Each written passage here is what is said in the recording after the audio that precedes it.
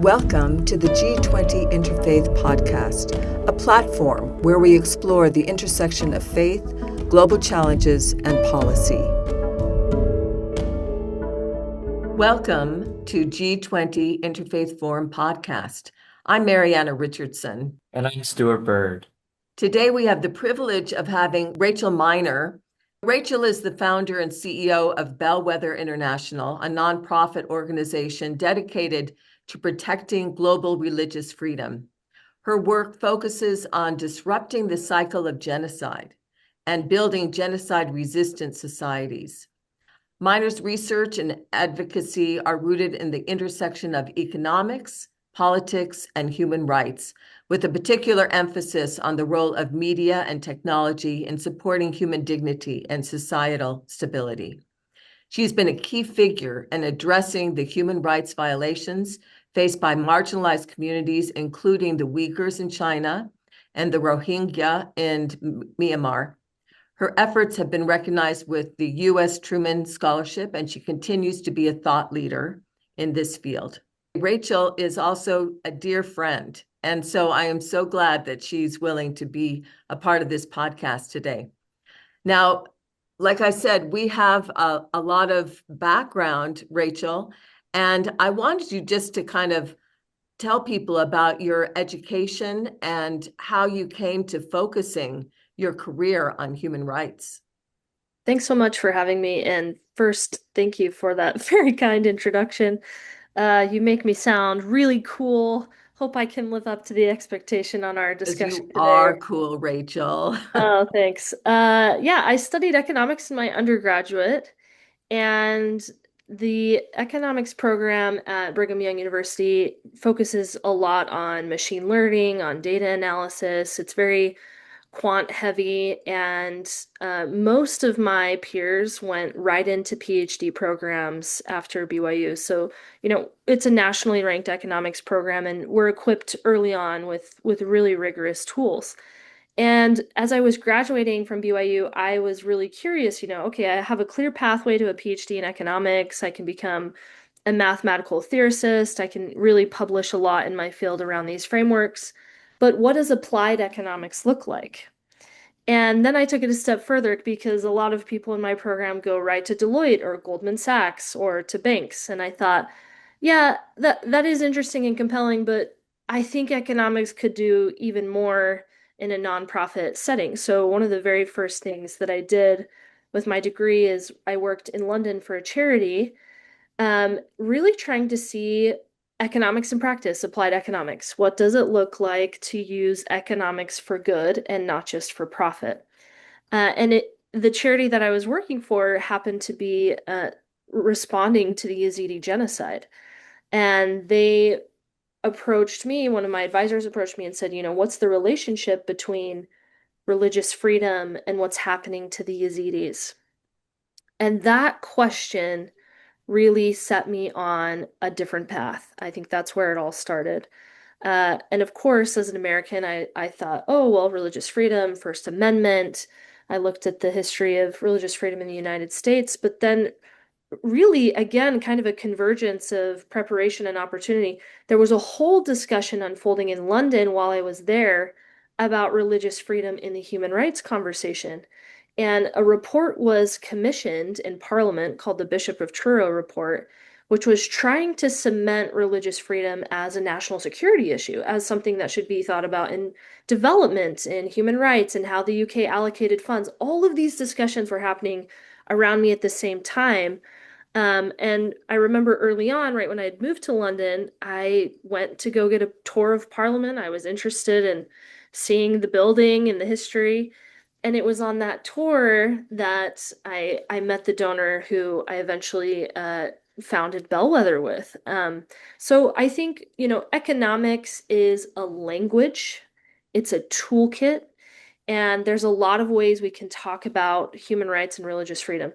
Historically, presently, I think for as long as human rights has been a multilateral framework institutionalized at the United Nations, people use the language of law.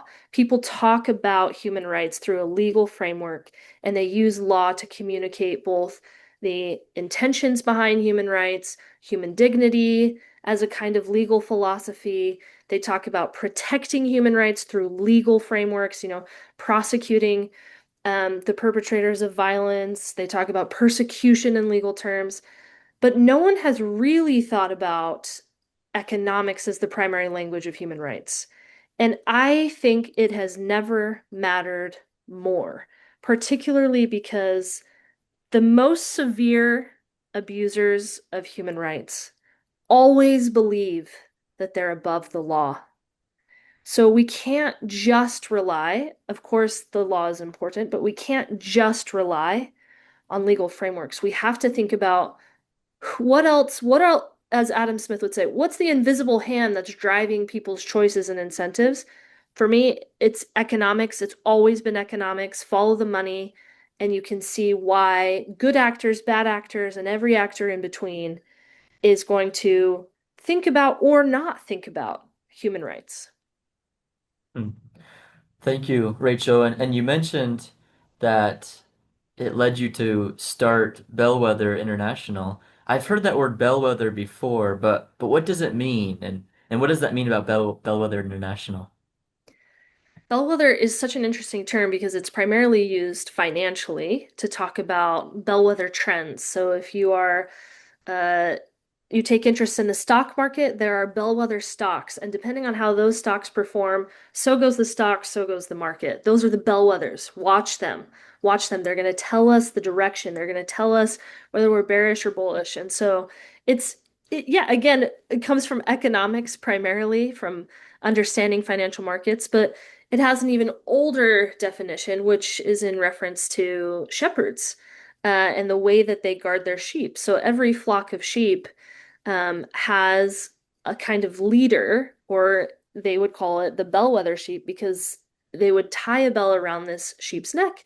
And then, in the absence of the shepherd's presence, physical presence, the bellwether would be able to then lead that flock of sheep, and people would know where to go. And of course, that has enormous religious significance for me as a Christian, as thinking about, building an organization and something that matters to the world, but also to God.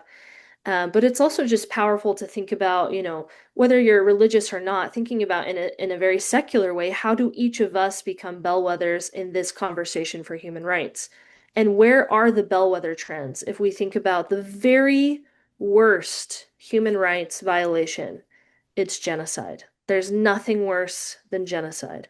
So if we could create a bellwether approach to preventing genocide, we'd also be creating an entire movement of human rights protections, coalitions, partnerships that will multiply existing human rights work.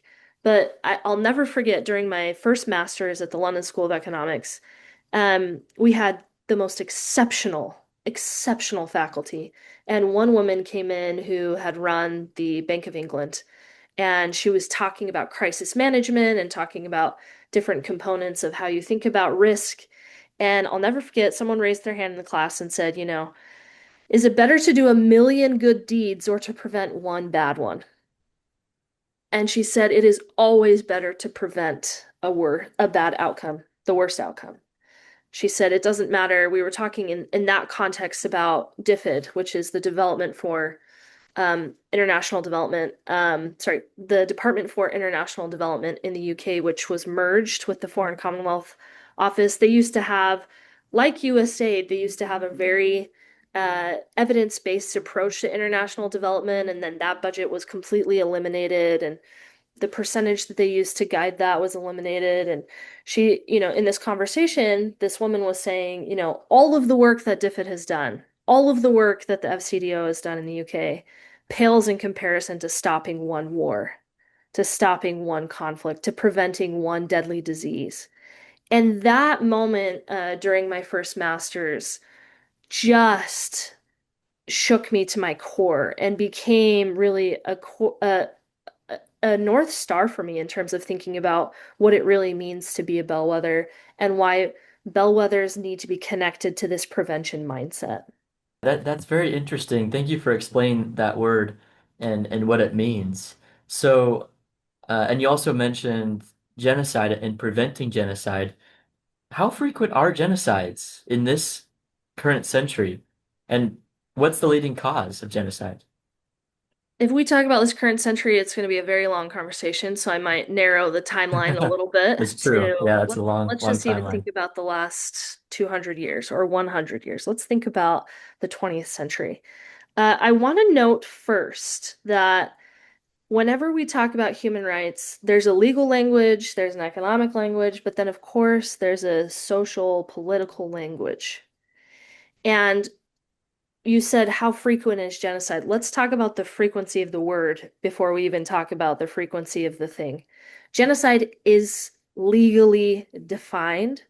It is a crime that's outlined in the UN Convention on the Prevention of Genocide, but it has political meaning as well. And people use the word genocide whenever they feel like their persecution has crossed a threshold and people aren't listening. When they feel like human rights abuses have gone so long with impunity, the only word they feel is strong enough to really gather international attention or provoke some kind of reaction is genocide. That is both a very sad reflection on the world we live in, but also a very important distinction. Not all conflict is genocide. And calling every conflict or every violent act genocide is not helpful in preventing it. There is very clear mens rea, very clear legal designation that occurs around the crime of genocide. So, as outlined in the UN Convention, which was adopted in 1948, a year of no small significance, the world had just come through the Holocaust. And the discussion started because Raphael Lemkin, a German Jewish scholar, said, murder is not strong enough to describe the Holocaust. This was not the murdering of 6 million Jews. This was something else. And you can read his scholarly writings. He had invented the word genocide to describe what had happened to the Armenians even before the Holocaust. He was thinking about these mass identity-based extinctions of people, of groups of people. So, as defined, genocide is the intent to destroy in whole or in part a group based on their national, ethnic, racial, or religious identity. I am going to say two things about this definition before we talk about the frequency of genocide. First, it is strong enough to prosecute perpetrators. People will frequently say, oh, well, the challenge with genocide is that you just can't prove intent. Actually, we've successfully proved intent in the Nuremberg trials, in the Yugoslavia Tribunal, the Tribunal in Cambodia, the Tribunal in Rwanda. Genocide is now so frequent that the amount of legal precedent we sit on with these designations is enormous. We have what we need to designate and prosecute genocide. Point number one. Point number two. Raphael Lemkin's original definition was much more expansive. He was concerned not just about national, ethnic, racial, and religious groups. He was worried about political groups. He saw political genocide in places like Russia under Stalin, in other places around the world. And those political components, gender identity, which is very clearly targeted in places like Afghanistan, those considerations were taken out of Raphael Lemkin's original definition. He was also thinking about cultural genocide and what happens if you destroy the language of an entire group of people. What happens if you destroy all of their sacred sites? How do we define that? All of that was taken out of the definition. So, as I like to say, it's strong enough to prosecute, but it's a working definition. It's a working criminal definition. All right, let's talk about frequency of genocide. Very sobering. I'm going to narrow even from the last 100 years. Let's just think about the years since the Holocaust. Genocide happens on average every 2.5 years. And in my lifetime alone, from 1990 to present day, there have been over 10 UN and US designated genocides. That should disturb every living person. It's sobering because genocide is the most deadly conflict of the 21st century. More people have died from genocide than World War I, World War II, the Gulf War, any other war the US has participated in. All of those wars combined, genocide is still a top killer. And although genocide happens in countries, and so we talk about ideas of sovereignty and when do you intervene, we are now at the point where genocide is happening on a diaspora scale. What do I mean by that? The genocide in Rwanda happened in Rwanda, but the Holocaust happened across borders. The genocide in Bosnia happened in Srebrenica, a very small town. But the genocide against the Uyghurs is happening across borders. So to say that we're not affected or we don't have to think about genocide is quite a naive outlook on the world. All of us are affected. Corporations are affected. Multilateral institutions are affected. NGOs, governments, people, just like the refugee crisis. We are in a genocide crisis. And the longer we ignore or pretend like we can't address the issue, the worse it's going to get. So with this frequency, and we can even talk a little bit about designation within the US and the UN. The UN has a formal designation process that's outlined in the UN Convention on the Prevention of Genocide. The United States does not. We do not have a formal designation process, which means even the genocides that have been formally acknowledged, they're normally acknowledged through a statement from the head of the Department of State, the Secretary of State. They will announce kind of a formal investigation. At the conclusion of that, they'll make a statement, we have designated this genocide. But if there's no formal process, that really means that designation from the United States is as good as random. Great for data purposes in terms of thinking about what happens when we do or don't designate genocide. Terrible for human rights purposes, terrible for legal purposes.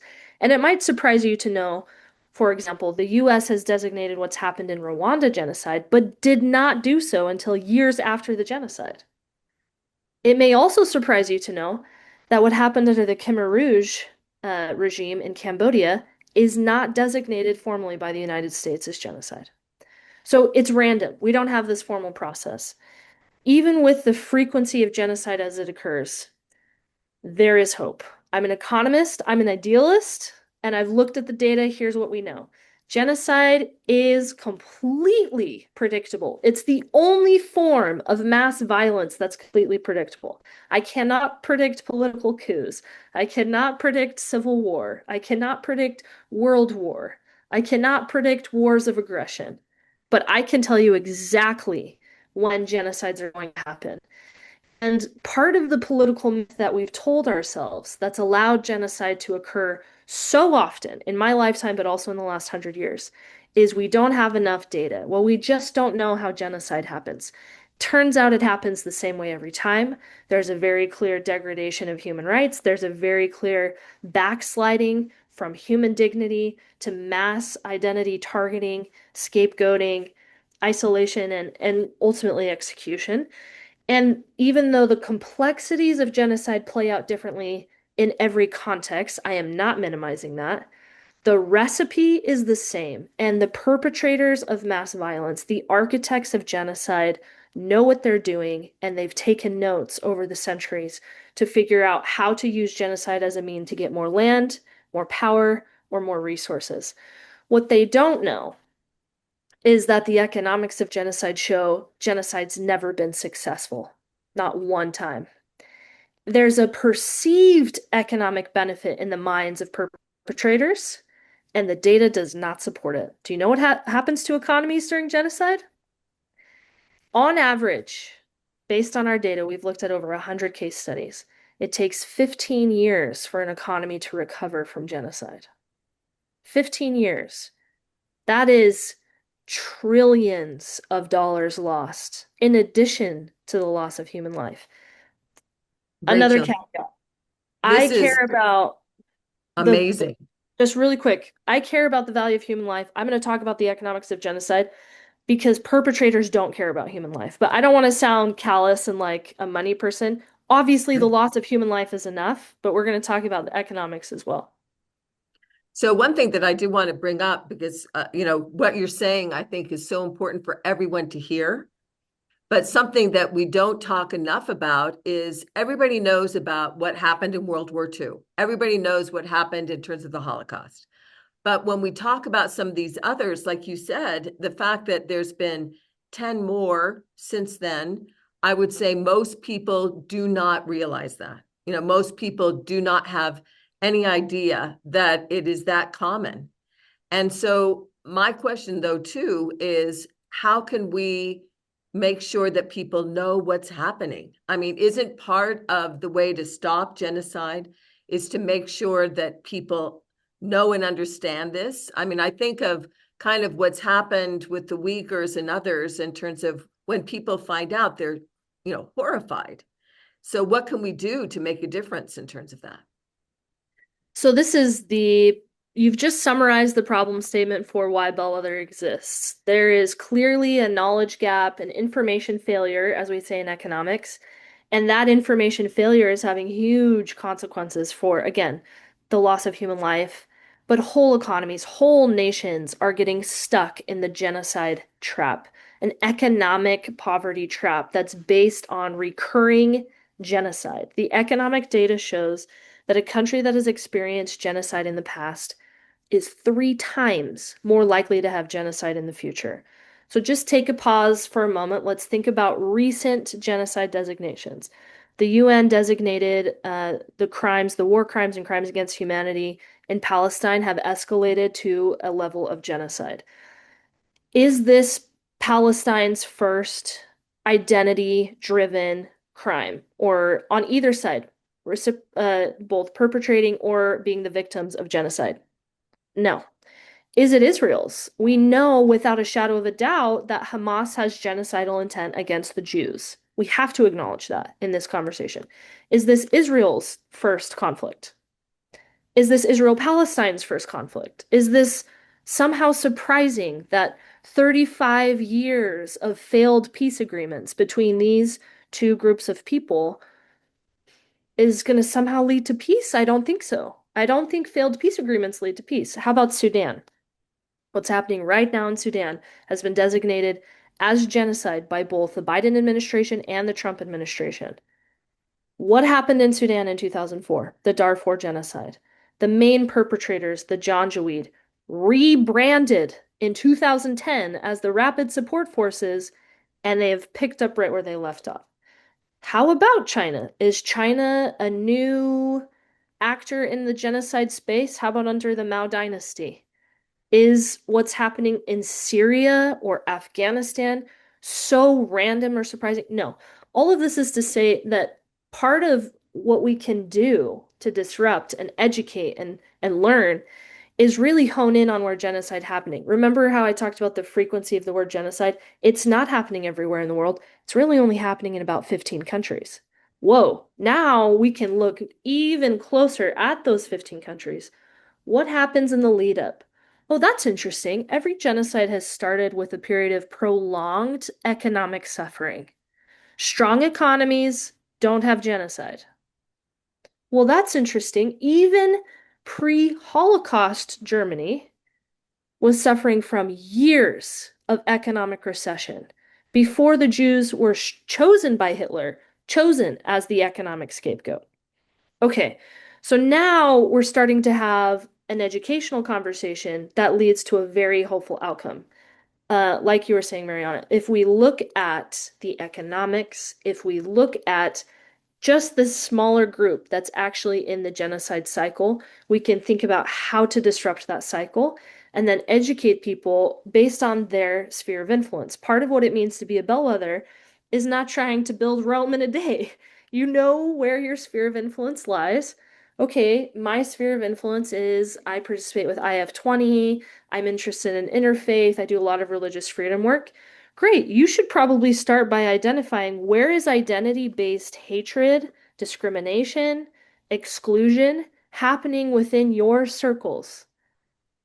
All genocide starts with the degrading of human dignity and with these identity exclusion politics.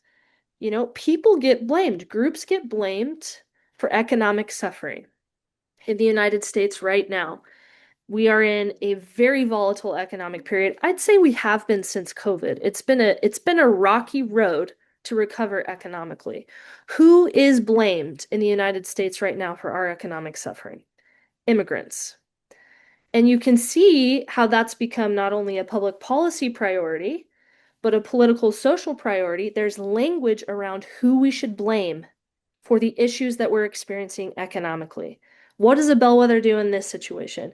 You disrupt. You disrupt that cycle by saying, actually, my heritage is from Scotland and Wales. I myself am part of an immigrant family in the United States.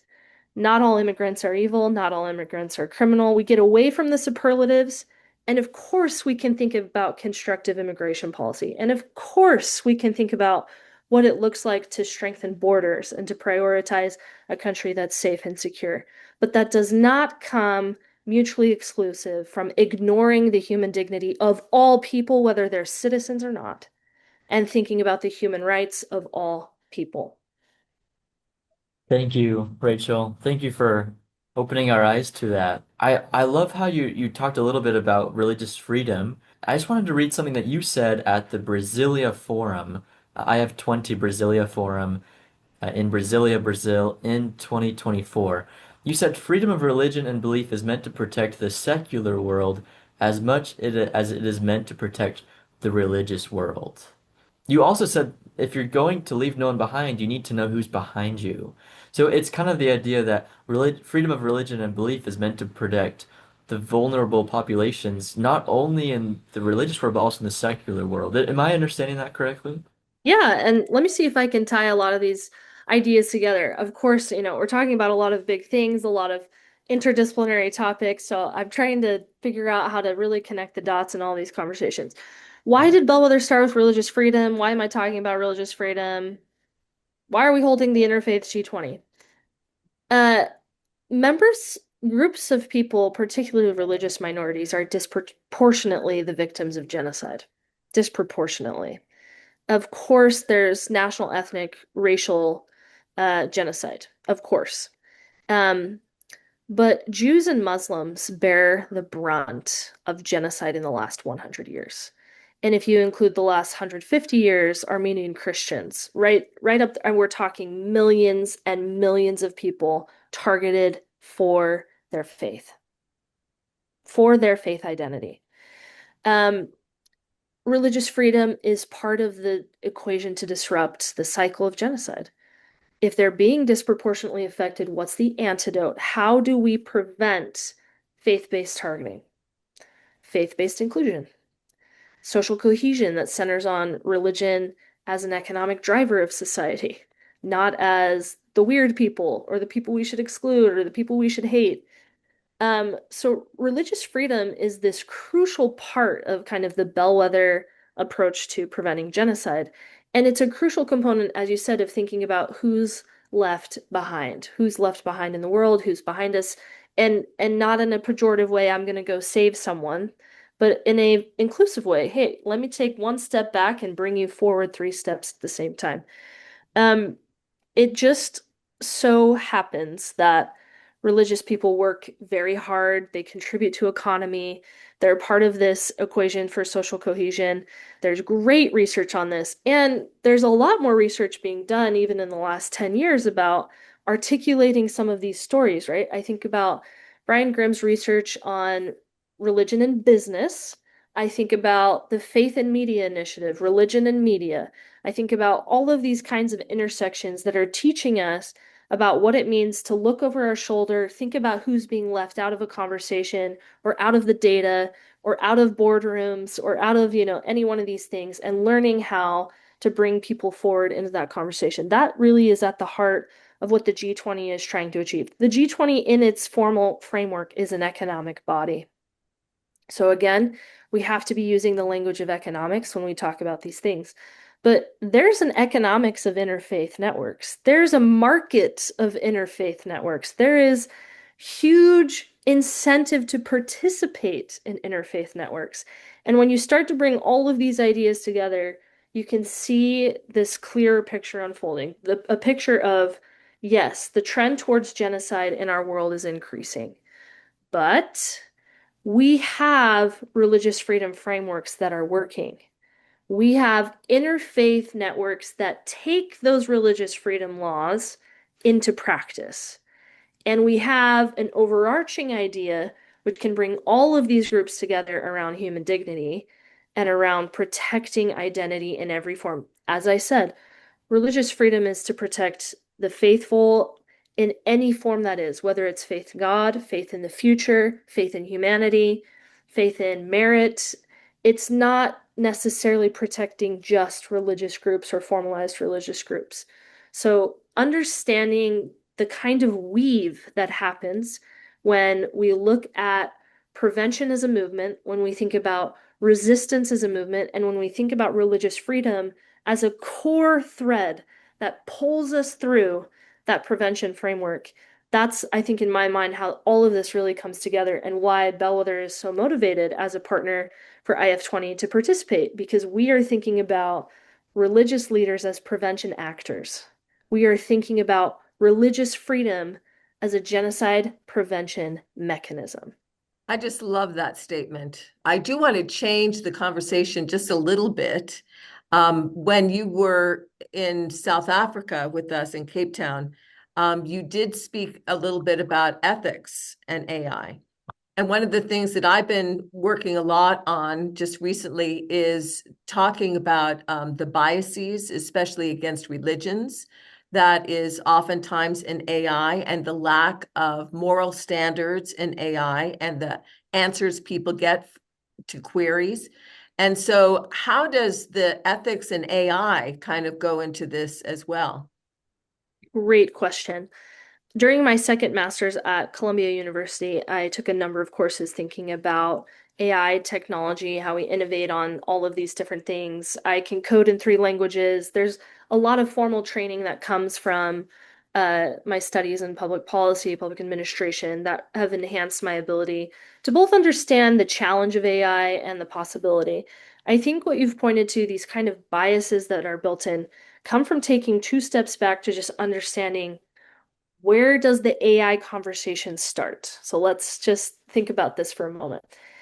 Artificial intelligence has to be trained on a data set, on a training set. So smart computers, smart phones, smart chat GPTs, smart generative AI don't just come out of nothing.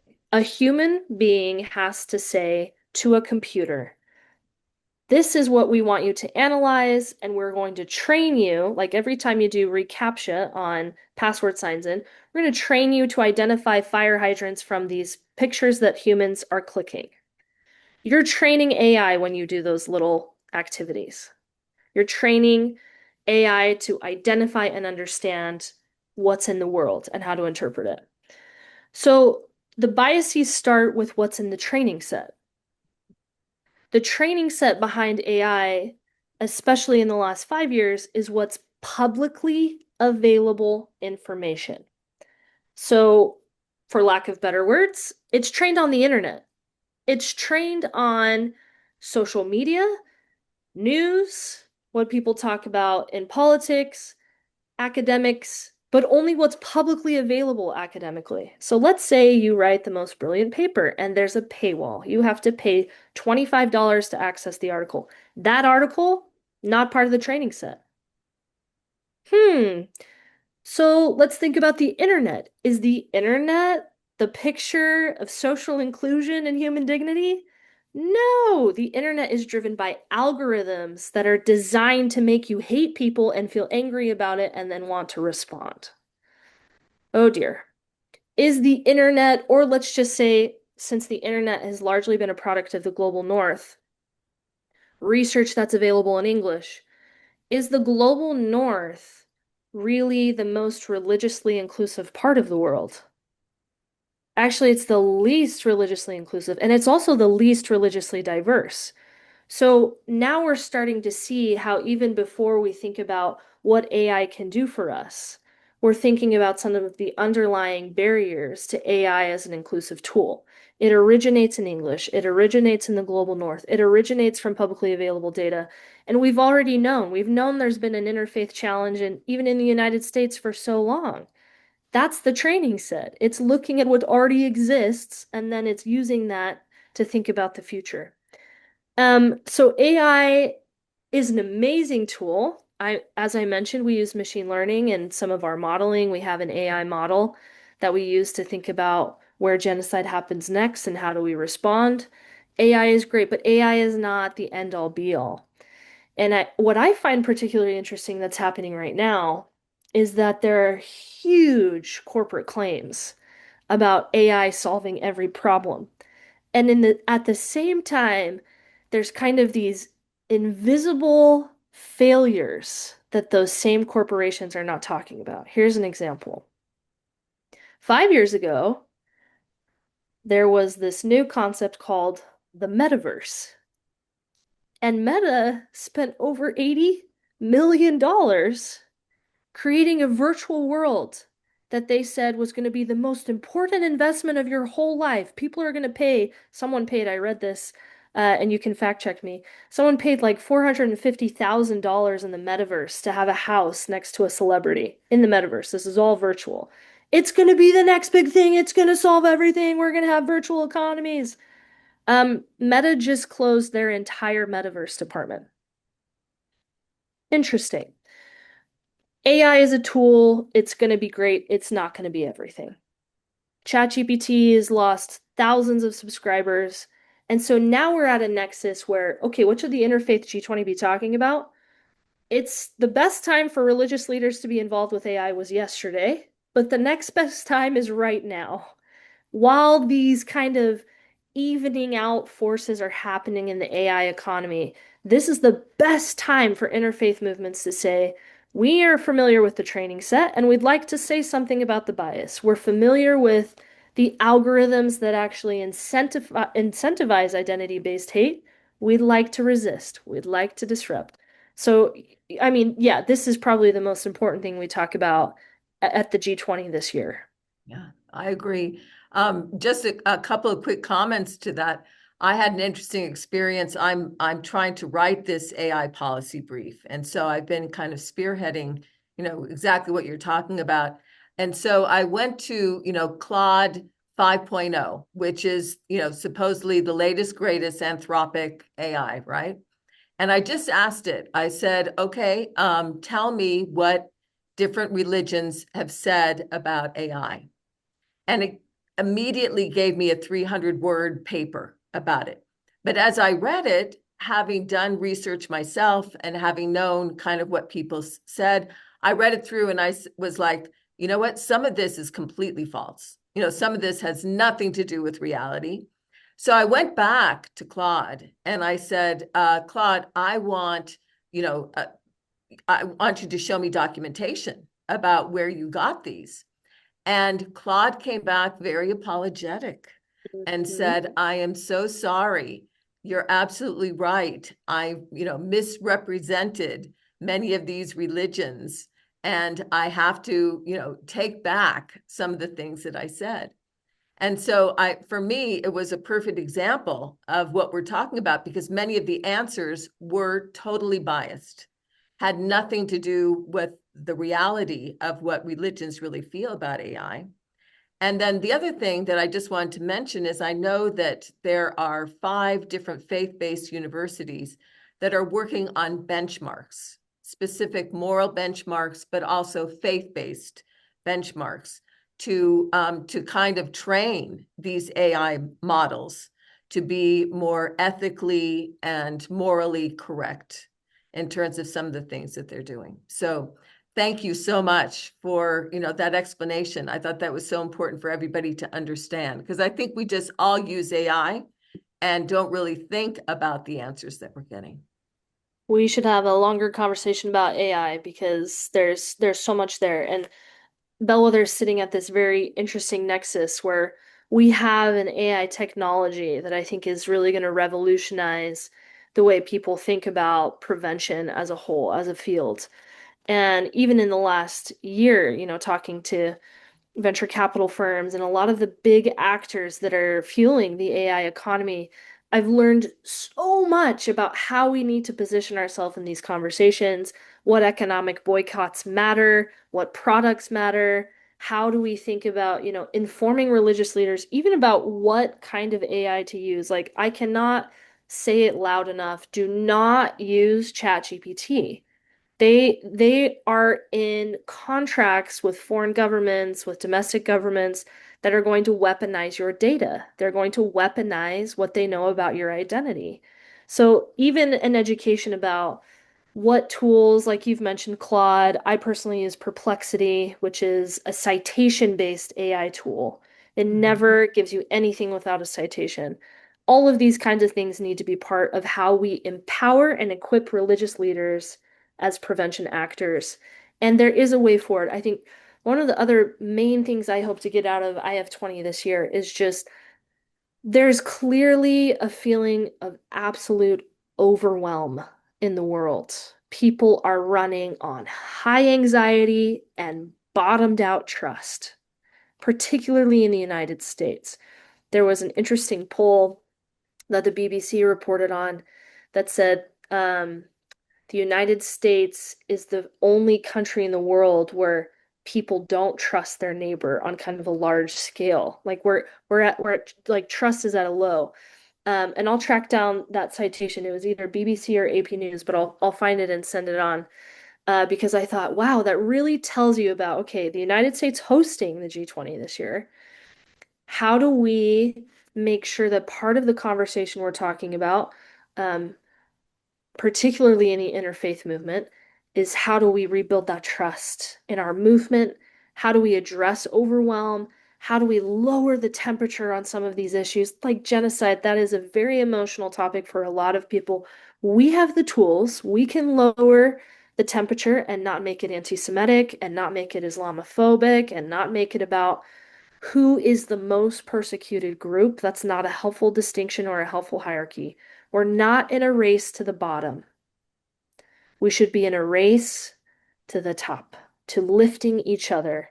And as interfaith networks, I think, model better than any other social movement in the world, our rights are best protected in community with others, right? When the Sikh is protecting the Muslim, and the Muslim is protecting the Christian, and the Christian's protecting the Jew, that is actually how we're going to cut through the overwhelm. That's how we're going to cut through the noise and the static and start to rebuild a movement of trust and then spread that to the whole world. I really believe more than ever religious leaders are how we're going to do that. And I hope we talk about that this year at the IF20. We will. I promise you. Thank you, Rachel. I love what you said about trust. And that's a really cool way to look at both the G20 Interfaith Forum, but other events such as the IRF Summit. I love what you said in an interview at the Brasilia IF20 Forum. You said the partnerships that are made at IF20, in my opinion, are more important than the panels.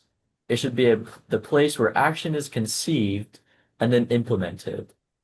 How well do you think interfaith conferences are doing at that? Do you feel like trust is being developed, and do you feel like that trust is leading to really a difference in human rights? And what do you think about the impact of interfaith conferences? This is a hugely subjective question that comes with a lot of asterisks and an acknowledgement that as a conference attendee, I obviously am not privy to everything that happens, so I don't really feel confident saying whether it is or isn't effective. But I'll just share a couple of insights about what I think people can do to make any gathering effective. And that is to think about the partnerships. Bellwether, when we approach our participation in the IF20, or I just spoke at the Commission on the Status of Women at the UN, we're thinking about two things. How do we multiply efforts and deliver impact? So, to multiply efforts, you need one of two things. You need donors or partners. Every kind of conference should be oriented around finding a new donor or finding a new partner. And then from that, the second component that I talked about, delivering impact, it can't just be really nice to see you. Let's get on a Zoom call. It has to be, no, can you tell me what you're doing and where and when? Okay, this is what we're doing. Are we duplicating efforts? What if we do this? I mean, those conversations need to be happening at the IF20. Otherwise, it's not ineffective, okay? Because we just talked about the overwhelm. Part of the measurable outcome of any gathering is how people feel and what they experience. And am I, as an individual, more equipped now to lead my organization because I'm in company with these incredible people? Yes, that's an outcome of it on its own. But even, thinking about more tangible quantitative outcomes, if you will, the number of partnerships that are produced, the number of dollars that are multiplied. If you have, a budget for the IF20, how did partnerships from IF20 lead to even larger outcomes? That's the kind of measuring tools we should be thinking about when we think about these frameworks. If we don't think about delivering impact, as I mentioned, the risk is that we spend a lot of money talking to ourselves. IF20, G20, the UN, we like to talk about these as diverse spaces, as accessible spaces. They're not. They're not. They're privileged spaces. And the people who come to them or can come to them because of financial or economic means, because of academic credentials, or the privileges that come with education, from the privileges that come from carrying a religious title. That is a kind of privilege in society, to be the spiritual counselor and teacher and guidance for a whole community. These are kinds of privileges that we need to think about. If we just bring our privilege into a room and we talk to the people who already care about these issues, then we're at risk of being inefficient. We're at risk of spending a lot of time making ourselves feel better and not enough time on delivering impact. I'm not saying that I have the silver bullet for this. I don't think any conference does. And the other measurable outcomes often offset the risk of being inefficient. But I think even having that mindset and acknowledging at the outset, I think the IFG20 has done an amazing job of this, is this is a working conference. These are panels designed to equip you with policy papers and policy frameworks and economic tools. And so just even having a realization that this could be ineffective, I think helps to build a risk protection and an insurance against becoming ineffective. But that also largely lies on the participants themselves. It's not the sole responsibility of the organizer as much as it is a joint responsibility of organizer and attendee to think, okay, they've gone out of their way to put on this phenomenal convening. It's on me now to make this the most effective that I can, to participate and engage. Don't bring your cell phone into the room. Bring your brain into the room. Bring your heart into the room and make a commitment to your organization, to your partners, that you're going to multiply efforts and deliver impact. Rachel, we want to thank you for all that you've done to help us do those two things. And I really do feel that way in terms of the partnership that we've had with you, Bellwether, and also IF20. I think it's been significant, and more than just significant. It's been something that truly has been changing the world a little bit at a time. Yes, I acknowledge that. But I do think that we also need to acknowledge the little bit that we do and how those little bits all coming together do make a difference. A lot of it that you do. IF20, again, incredible multiplying network. I have many donors in the network. I have many partners in the network. Incredible at delivering impact.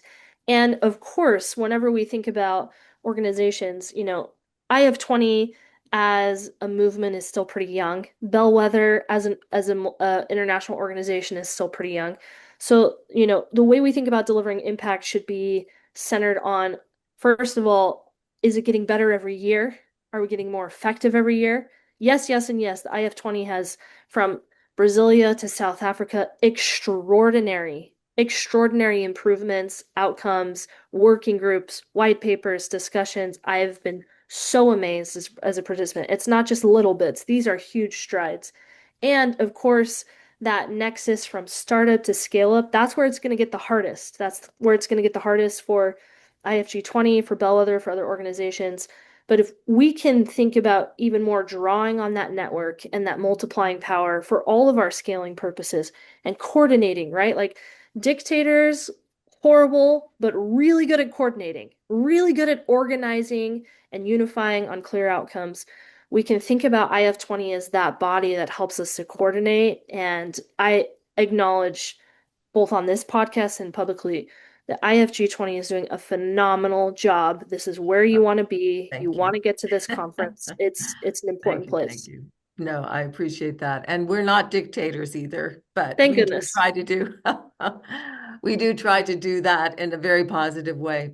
Thank you so much, Rachel. This has been a fascinating conversation and something that I have learned a great deal just from listening to you. And I know all of our listeners do too. And so thank you for your passion. And thank you also for your understanding that you give to others. So we so appreciate you and thank you for being a part of our podcast. Thank you. We hope that our listeners will go to the Bellwether International website to learn more about that organization. You can also learn more about what Rachel has said at the IF20 forums if you go to our IF20 website. We also want to thank our listeners for joining us for another episode of the G20 Interfaith Forum podcast. The podcast provides information and discussions on the G20 Interfaith Forum, but the views expressed are those of the individuals involved and not necessarily the official stance of the forum. The content is for general informational purposes only and should not be considered professional advice or expert recommendations. Listeners should exercise personal responsibility, seek professional guidance, and conduct further research when making decisions based on the podcast. The information shared may not always reflect the most current developments, and external links or resources are provided for additional information but are not endorsed or controlled by the podcast. By listening to the podcast, listeners acknowledge and accept these disclaimers. Please be aware that the content of this podcast may be subject to copyright. Unauthorized copy, distribution, and reproduction of any part of the podcast is prohibited.